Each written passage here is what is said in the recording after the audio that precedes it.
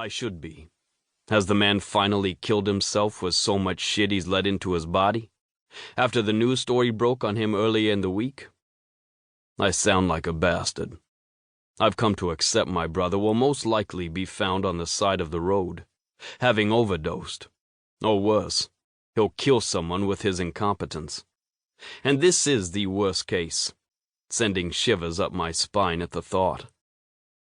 Both my folks and I have readied ourselves for the day he overdoses or gets into an accident. His team in Nashville released him just yesterday after the news story broke. I haven't been able to contact him, but knowing my brother, he's gone on some sort of bender, leaving his pregnant wife to deal with all the repercussions. Lieutenant, I hate to be the bearer of bad news, but your brother's wife has been in an accident.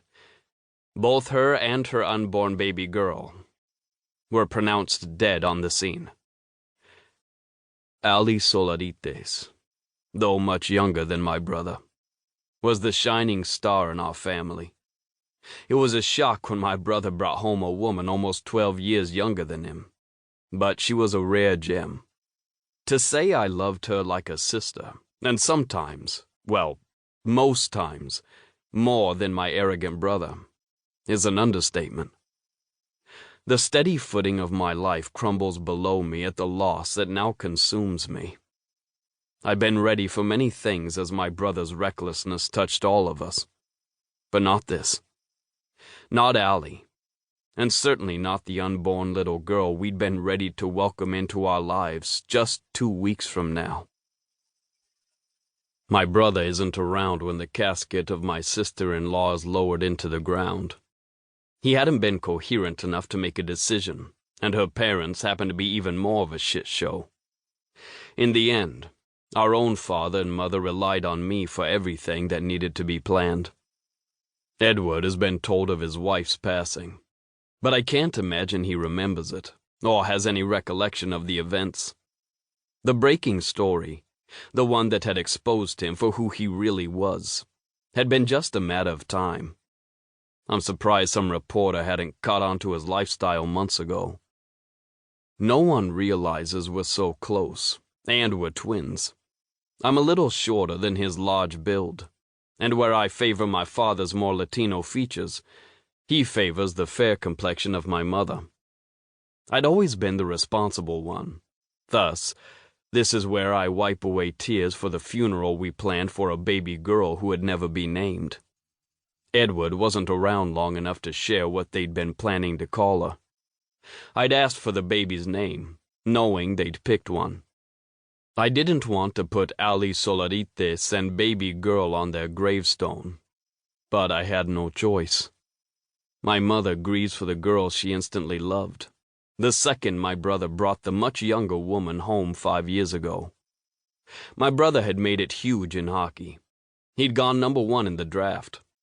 After a couple of years, he wanted to settle down. We thought all the craziness was behind him, because Edward has always been the wild card in our lives.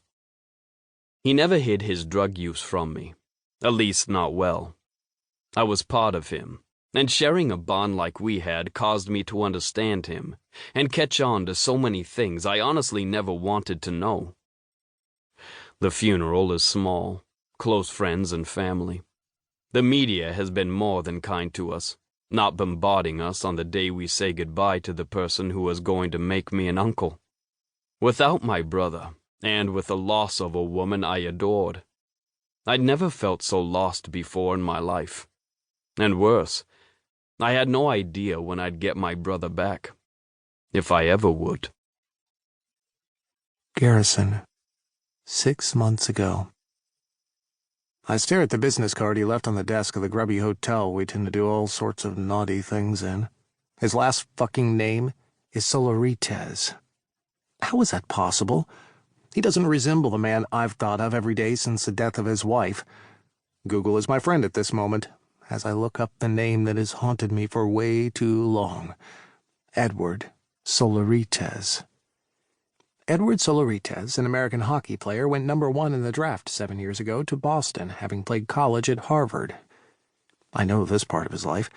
Hell, I wrote every part of his biography. To keep listening to this audiobook, I've left you a link in the description so you can do it, at no cost thanks to Audible's 30-day free trial.